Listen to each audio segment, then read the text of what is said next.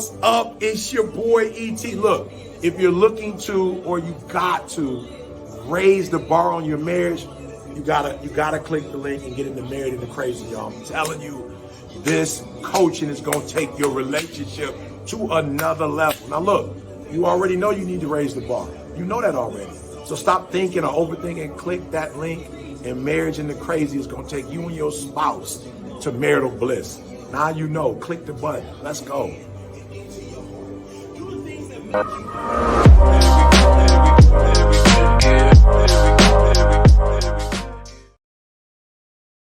Welcome to another episode of the Married into Crazy podcast with Snooks and Levy. I'm Levy. I'm Snooks.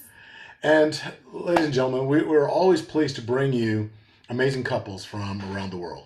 And most recently, if you think back over the course of the last 8 months or so, I had the privilege of being on a podcast with one of my mentors, Dr. Mike Patterson. And Mike, when we got through with because he launched an incredible podcast, and when he finished up with us, he was like, "You have to meet my friend Darrell. You guys I have to connect you two." And it was like his mission to put us together. And Darrell Williams was actually on Mike's podcast as well. And so over the course of months, we've traded emails. It never really aligned. There were things going on. But finally, we were able to get Darrell and his beautiful wife, Veronica, to be on the Married into Crazy podcast. How are you two doing? Hey, we're Doing great. So glad to be here. Yes. And so a lot of times what we don't do is go deep into like telling backgrounds and all that, because we always have a tendency to screw it up. I'm just being honest.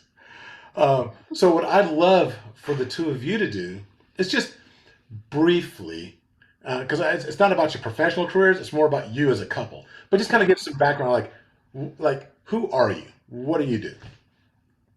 Sure. So for us, again, Darrell and Veronica Williams, been married for 24 years now. And we both grew up in Compton, California, right? So those that saw the movie Boys in the Hood and Straight Outta Compton, that's kind of our backgrounds. Interestingly, we went to middle school and high school together, but never dated. We always knew the same people, had the same friends. And then for me, I joined the military, went to the Army straight out of Compton and back in '84 and never looked back. And Veronica went on to college and stayed in the area. And then when I joined the military, one of the jobs that I had did a lot of travel and brought me back to California a lot. So as we were gearing up for our 10-year reunion, I would go back to on these trips. And every time I would go, I would meet with 3 friends. The next time I would come, we would ask 6 more friends. And it was like just building up. And then one of the times I was going with someone, I said, "Hey, you remember Veronica?" I was like, "Oh yeah, she was really smart." And he was like, "Yeah, I'm gonna invite her the next time and we'll all, get together." But she could never make it because she had a lot of things she was doing with her family, and she was involved in ministry as well. And then one day I was like, "Oh man, she couldn't make it." I said, "Let me go ahead and see if she wants to just have lunch," right? Because we would normally stay in downtown LA, and she didn't really know me like that, so I would make sure it was in a safe environment in public, right? And she came and we had lunch and just caught up on each other's careers and ministries, and we were like, "Hey, let's just stay in contact." And then when the 10-year reunion came, right, really had a chance to kind of just, see her a little bit more and talk to her and all the other old friends. And one thing I always love about the reunion is, come out of Compton, everybody got good jobs and things like that, but nobody's really rolling with business cards back in that day, right? It was like, unless you was really serious, you had business cards. I remember people writing down each other's phone numbers and to stay in contact, and I gave out business cards. And I love when the table that Veronica was at, when I left, all the other people was like, "He probably don't even work there. He probably made those cards up just for the reunion." And even though we weren't even together, she was already defending me back then and said, "I don't know, I think he does work at that place," So she had my back in before we became a couple. And then, like I said, I was in the military and I was getting ready to go to Korea for a year. So I moved in with one of my best friends to save some money. And me and Veronica kept talking. And I never forget, my friend was like, "Man, what if she's the one?" And I'm like, "The one what? I'm about to go to Korea. I'm not going to have her wait for me like that. That's not fair." But the more we started talking, I was like, "Man, she really could be the one." And told my roommate, I said, hey man, I think I'm gonna propose to her before I go to Korea. He's like, what? That's cool, man. That's cool. So I had the ring, and when I was getting ready to go to Korea, two places I can fly out of: St. Louis and Seattle. And I remember calling and saying, hey, can I fly out of Seattle? And they were like, yeah, you can do whatever you want. So I reached out to Veronica, like, hey, I'm going to Korea. She didn't know anything, right? It was just total surprise. And I said, hey, let's meet in Seattle, two separate rooms, all that good stuff. And we'll just enjoy that weekend together. And she said yes. And I'll turn over to her for that part. I said yes. Well, I would meet him. I said, oh, I have some vacation time. Let me back up. We spent hours on the phone. That's true too. And at the reunion, I did defend him. I was I was trying to, these were friends that were not in good relationships anyway. And so they had a negative mindset. I was always a positive influence. So, of course, I naturally had my defense up for him because I'd already knew of him and knew that he was in the military. And that's where his military background had taken him. So we go to see, before we go to Seattle, though, Darrell calls me, and we would already had spent like several hours on the phone. And I left to go somewhere else. I come back home. He left me a message. And I was like, oh, Lord, I'm not answering that to 3 days. You're going to definitely have to show me what this call means, because you answering threes. I'm not going to call him. I think it was like a Sunday. I said, I'm not going to call him till Wednesday. And so we finally, when we did talk on the third day on Wednesday, and that's how we generated this conversation to get to where we were in Seattle. Seattle was very nice. We had just, gotten there, settled in. We go to dinner, and we are having dinner. The waitress was determined to give me a dessert. I said, no, thank you. I'll just have my meal. He was like, no, you're going to have a dessert. I was like, no. He said, okay. So he comes back, and you know how the French have the silver cover over the desserts? I don't know if I could describe that to you. Yes. So he said, here's your pie. And I'll never forget, to this day, 24 years later, his name was James. And he was like, here's your pie. And it was something about the pie, just how he said it. I was like, oh, no, I didn't, request pie. So then he took the lid off. Darrell was ready to grab it, and it wasn't a pie, it was the ring. And I began to hyperventilate. They had to go find a brown paper bag. And we're not just sitting in a booth, we're sitting in the center of the restaurant, where there's people up top. It happened to be a second floor, all of that, everything is around me. People are clapping their hands. Darrell gets down on his knee, and naturally I say yes. And all you hear is just clapping in the restaurant. And that is really how we developed.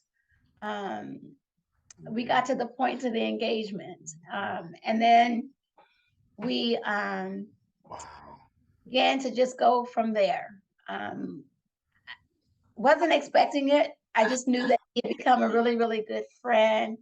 And I think based on our spiritual backgrounds, I think that's where the kinship connection came.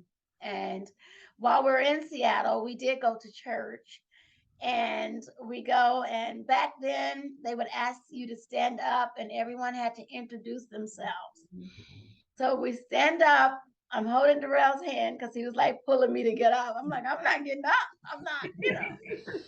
So when the pastor said, okay, what about this lovely couple over here? And Darrell said, oh, Darrell and Veronica Williams. I said, Lord, is he lying in church? I mean, I got the ring on my finger, but is he lying? We hadn't said I do yet. I just said yes. So that's pretty much it.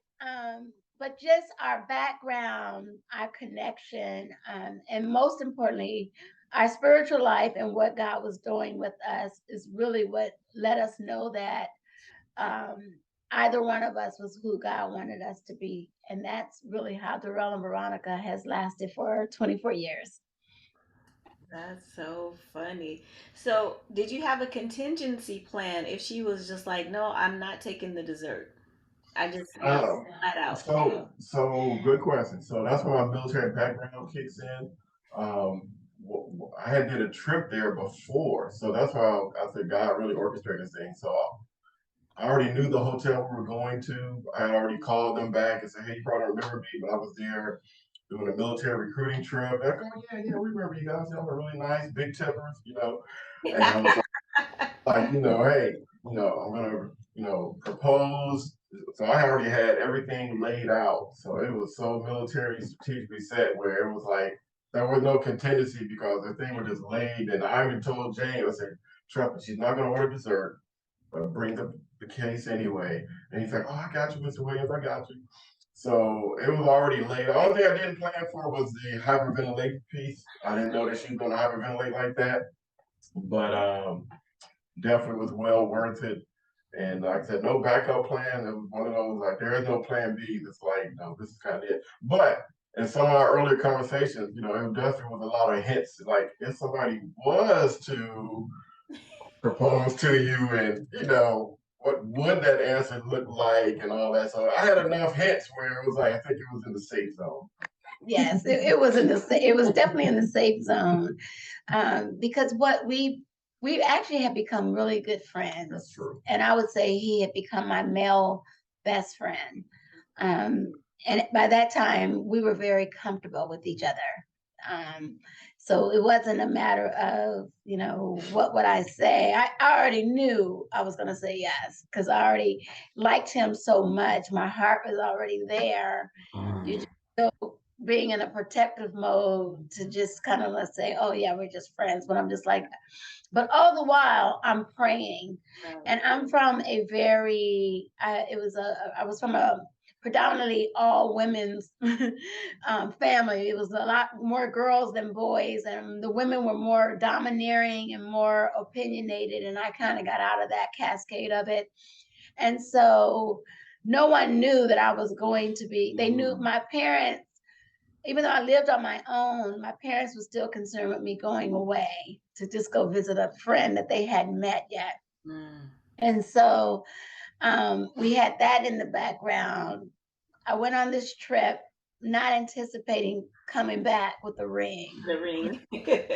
So that was all a lot of little dynamics there, but it all worked itself out, and we planned our wedding. And when he went to Korea, he sent me a ticket back already to go there. So I spent like a Thanksgiving there, and that's where we planned our whole wedding. And part of that was, don't hear those stories about guys in the military. Oh, those guys in the military, be careful. So one thing I wanted to do is, just out of respect to her, like I wanted her to understand what she was getting into.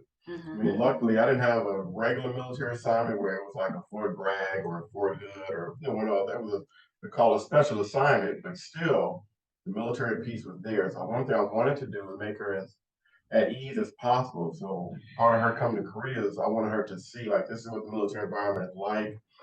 I wanted her to realize what she was getting into. One thing I also did, I bought her a book called it was like something about what military spouses should know. Right. And it was like everything, like this is how much money they make, this is what they do, these are the benefits, here's what this means. So I just wanted her to really understand like this is the military environment. And I want to answer as many questions as I can so you can feel comfortable because there are going to be times where I'm going to be traveling and you're going to be away from family and you have to kind of create this support system here in Maryland because that's how the strong marriages survive, because if you don't have a support system, you come to yourself, you're by yourself, you get frustrated, like, what am I doing here? I don't even know anybody. So I just try to put as many things in play to make sure that when she did move, that she felt comfortable. Well, that's really interesting to me. Now, you said Fort Bragg and all that, so were you Army? Yes, I was in the Army, military HR. Oh, I missed it. See? Selective hearing. I'm Air Force. I don't listen to Army, so. Gotcha. No, but it's funny. I was 8 years in, and all 8 years was in support of the Army in some capacity. So I was either working avionics on A-10s, working closely with air-to-ground support for Army, or when I went to Satellite Command, or Space Command in the satellite Yes. division, Mhm. we worked very closely with the Army because we were getting the feeds in order to actually find Patriots to shoot them down. So I've always had a close relationship with Army. But when you said that, what's really interesting to me though is that while I was in, particularly when I was stationed overseas, and I will admit that as a man, you go through several metamorphoses. And let's just talk about the early Ernie. That guy does not exist anymore, though. Right, right, right. It was like the black and white silent film version of me. Yeah. I had a hand in messing up a lot of marriages.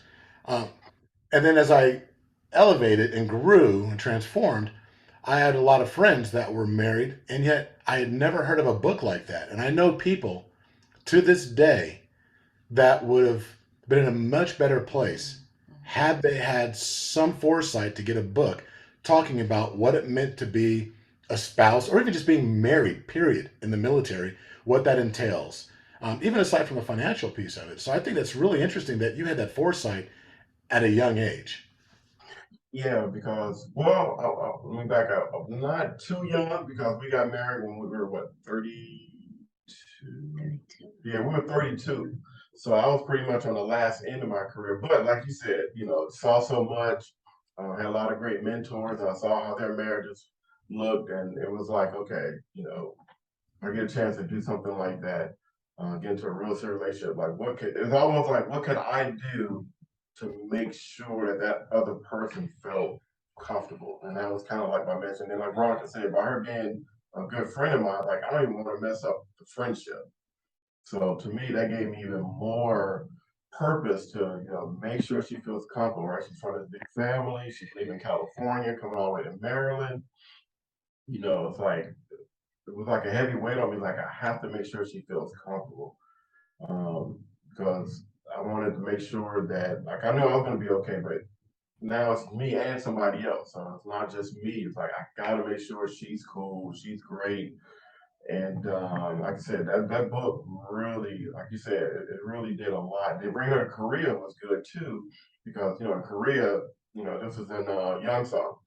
So, she's seeing, tanks rolling down the street, preparing for exercises, and she's like, whoa, this is real. I'm like, now when I go to DC, it's not this real, but I need you to see how it could be. And I think that was my biggest thing is I don't want her to have any surprises. Mm. I think that's beautiful, especially when you talk about um, your relationship with the Lord, just the fact that you prepared everything or you wanted her to be prepared. It makes me think back to with in the beginning, with Adam, everything was set up on the scene before Eve came. And it was like you were kind of, maybe it not thinking, oh, I'm gonna be Adam, or how the Lord placed it, but that it follows that you made sure that everything, all areas were covered before you brought Veronica on the scene. I like that. That's beautiful. And also my mother made sure too. I know that's right. I know that's right. She made sure because I had uncles that had been in the military, and my mother knew the background of that with her brothers. Mm-hmm. And so one of the first questions she asked Darrell, and I kicked her under the table. She said, "So are you marrying her so you can increase your base pay?" Hey, And that's I'm real. like, "Mom, how did he?" And I'm saying, "How did she even know that?" But my mother, she had my back. She was like, She "I'm got making brothers. sure like this is Hey, real." So I was really thankful for her experience because we had Mm-hmm. already had talks. Mm-hmm. My father happened to be out of town that particular weekend, but we still took my mother to breakfast so they can just have a one-on-one without the siblings. We were going to have a day when he was going to meet the siblings and the family, but for that particular time, we wanted that by ourselves. But my mother, she held her own. I know that's right. and that's real talk. For those Yeah, it people out was. there, so for all the listeners, if you don't understand or know the military, I can't tell you how many people I knew that were in the dorms that decided to get married just so they can increase their pay. They were not a couple. they were doing it for financial gain. That is so real. Yeah.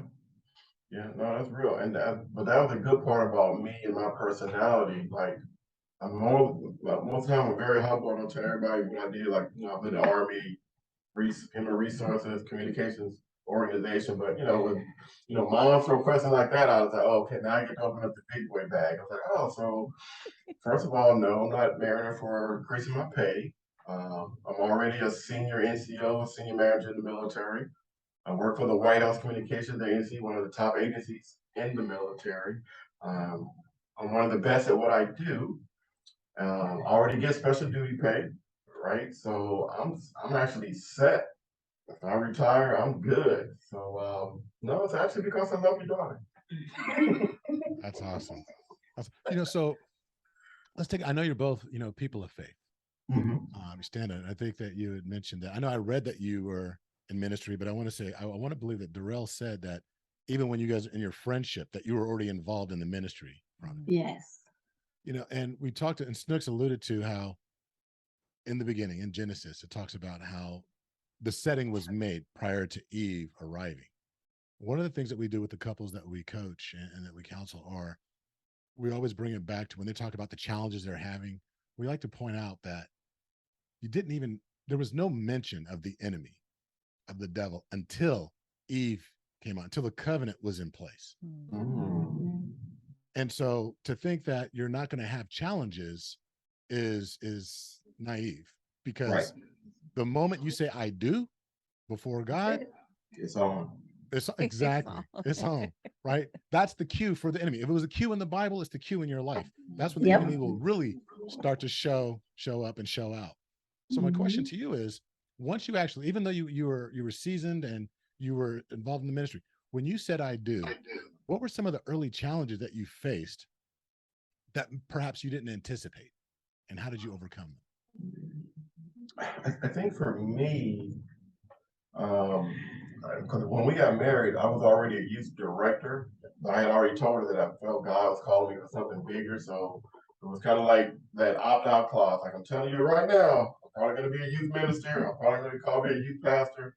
If none of that sounds like it's something you can do, I totally understand, because I know the burden, right? Not only being a military spouse, but then to being a spouse of a ministry leader. And one of the things that helped me out, and I'm big on this even in the military, is finding mentors. I tell anybody, the couples that we coach, like, we tell them, like, when we finish with this, we're going to assign you to a mentor. And whether you use them or not is on you. But mentors are so big. So I had mentors that were in the military, right? Performing at the highest level, and asking those guys, like, how do you maintain that marriage? How did you keep the focus, right? And then I had ministry leaders that were other youth pastors, right? And even other pastors. I would say, hey, what do you do to make sure that you guys are, going to stick together, right? What are some of those things? And man, I had some great mentors that was like just raw with it. It was like, yo, man, don't take every preaching assignment. Don't take every this, right? Make sure when you get ready to get an invitation, run it past your wife first. Don't be trying to cop out. Like, when I'm doing the Lord's will, what do you mean? Should we do that?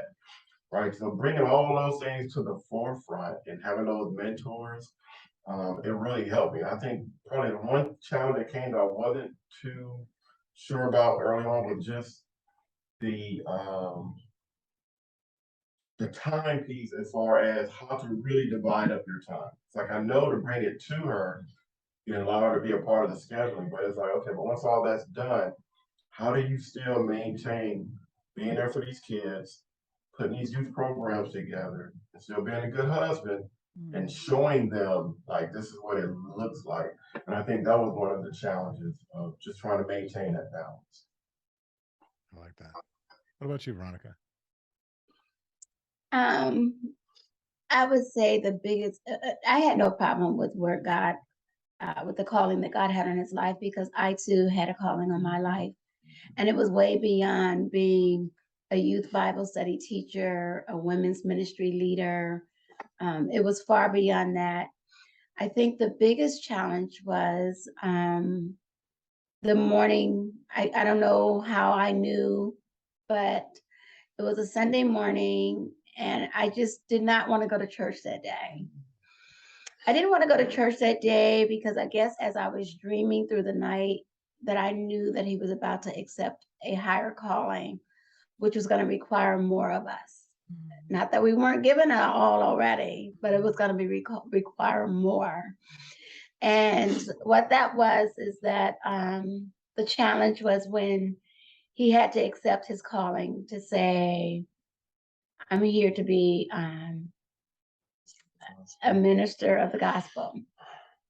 And I wasn't afraid of that piece of it, but I knew it was going to require more of us. And we didn't have kids, so we were already giving of ourselves. But I did go to church that day, and I knew when the time came, we were going to go up. And I went up with him. So I had his support. But I think it was just when we talk about the enemy, I think it was the enemy trying to keep me from keeping him for accepting the call that God has on his life. And I say that because women have a lot of influence. God gives men the power or the call to be the provider, and the women are the nurturers. But the women really have more of the nurturers as to how good or how bad a relationship is really going to be. And so when I recognized that, I knew that he had to accept the call on his life. I knew that it was the proper time. It was nothing to hinder us. But I had to ask God to help me with my own fear of being married to a man that's going to now have an official title of minister. Because I wasn't about names. I wasn't about that. We were good as long as he was youth director, and I was youth assistant director. We were good with that. Right. But now, God, you're about to say minister. Oh my goodness. But it was okay. And the reason why that was a challenge for me is because even from a little girl, my godparents were pastors and a first lady. And they had a really good life, a thriving life. In fact, when Darrell talks about mentors, they were my mentors outside of my parents, but they were my mentors along with my sisters. And I say that I saw all that they gave, and they never had children. In fact, they were my godparents because my mom had so many kids. And when I came along, they wanted me. And so I saw what they went through, but more so, I saw what a lot of first ladies went through growing up. But God said, you have to flip the script. I showed you that, so you'll see what not to do. I showed you that your life doesn't have to end up with what you see. That's right. And so with that, I knew what type of man Darrell was. I knew one of the things that I liked about him was his real truthfulness and authenticity of really being a man of God or a man sold out for God, and me being the woman that I was and a woman sold out for God. Why wouldn't I support him? So I would say that would be the challenge. But once we overcame that day, you wouldn't have even thought when we had dinner with our pastor and wife later on that day, you wouldn't have ever thought that I had that morning fear. But and now that we've done that, and I since have accepted my call to be a minister, I think is where God intended for us to be along the way. It just was the journey that we had taken to know that with, through thick and thin, through death do us part, this is what I have for you. So that's how we live our life. And I think, and as she said, I thought about it. One of the other challenges that I had to deal with was the differences. Like, even though I knew God had a call in her life, and this, or men just have a way of trying to fix stuff all the time, right? So it was like, I think I know where God is taking you. I know what we can do. Let me push you on this. Let me do that. And God had to do with me was like, dude, you're the extrovert in the relationship. She's not the extrovert. Her pace is not your pace. Her call is not your call. But part of me was I wanted her to know that she wasn't just a sidekick. Like, I always knew, like, my biggest thing is everybody's a leader, regardless of where you are in your life. And my thing was I was trying to push her as much as she needed to get to where it was that God was taking her. And I had to learn, like, yo, dude, slow down, right? You know, her path is not your path. Her speed is not your speed. You got good intentions, but you got to slow down. So that was a constant challenge with me as, okay, do I push right now? Do I not push? Right? And then she said, well, hey, I think I need help on this. I'm going full force. You need a scripture? I put down the scripture. How can this be a possible book? I can read, like, whoa, I'm just asking for a scripture. So I had to learn to slow my roll and not push it so hard. But a lot of that came from when we got our marriage counseling. I'll never forget Pastor Hay, man. When we sat down with him, we had to do, these assessments when we came together. And he told us, like, don't look at each other's, don't do it together, don't try to do it separately. And when we turned it in, he's looking over the paper like, I'm like, no, what is he talking about? We already got this marriage ready. What is And two things he said was, first of all, he said, I've never looked over a couple's paperwork that showed that they were so meant to be together. I've never seen any paperwork like this ever. Like, I see no red flags. I see no this or that. Right. So I'm like, whew, that's good to know. But then the one thing that he said that I always took to heart was, he said, Darrell, he said, I'm going to make this easy for you. You got one job to do in this marriage. And I'm like, dude, you talking to a military man. I love jobs. You tell me what I need to do, and I'm going to go ahead and full force. And he said, your one job is to make sure that she fulfills God's purpose in her life. He said, if you do that one job, everything else will fall into place. And I took that, and to this day, I run with that. Yes, he does. But I think it's because God knows I want to do it. I forgot the term. I can really be an introvert. I really don't mind being by myself. I really don't mind. I'm very humble with what I do. I don't like to be the spotlight. Well, that's a different story 24 years later now. But but during that time, it was a different season. God knew that it was a season that I would do.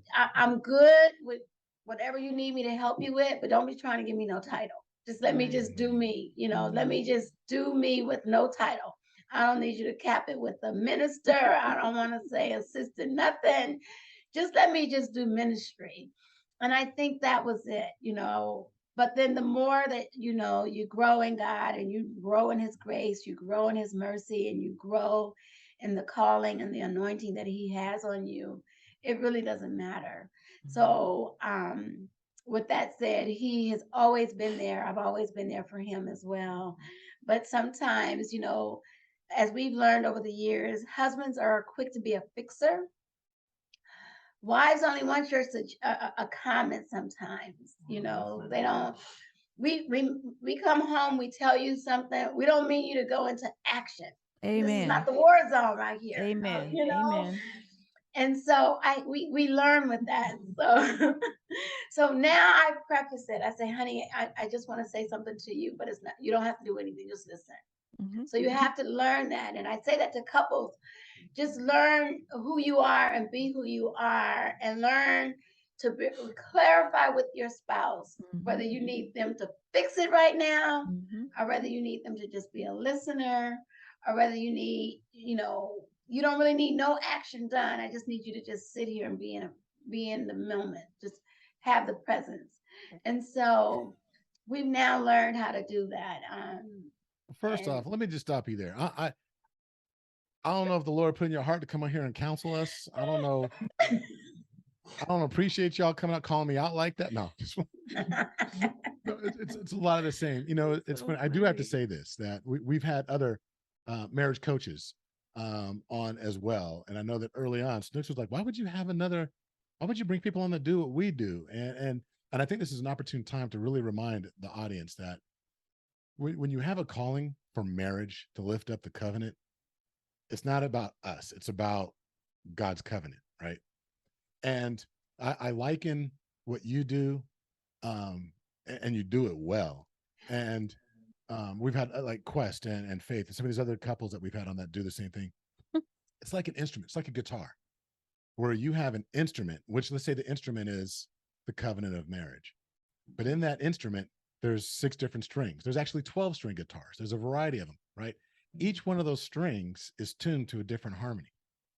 And when you play it well together, when you play them individually, it's a beautiful sound. But when you get to the point where you can play them together, that's when the instrument is actually elevated. And I think that each of us, we might be saying the exact same thing, but there's a harmony that you speak with, and your experience will elevate and harmonize with people that need to hear it. Same with us, same with another couple, same with, so I think that there's something to be said about this message, because our commitment is to really positively impact 1 million couples. And people always ask, well, how are you going to do that? I'm like, it's not necessarily, it might be indirectly. We might be providing exposure to someone in our audience, to you, that will actually get them to reach out to you. Mm-hmm. They don't have to be in the DMV area, in that DC, Maryland area. And I love what you're talking about. So I'd love to hear something about how did you guys come to get into this marriage coaching arena with, Alliance seminars?